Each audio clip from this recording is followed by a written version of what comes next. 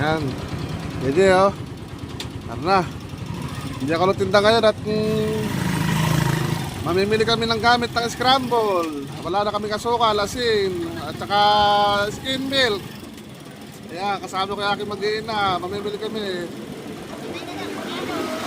Hello kayo. Okay, hello. Mamimili po kami sa palengke.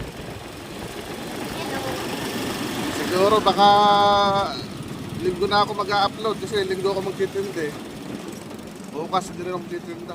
Pahinga muna.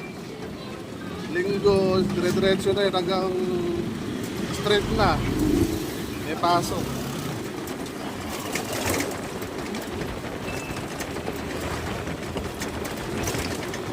Pupunta po kami ng palengke.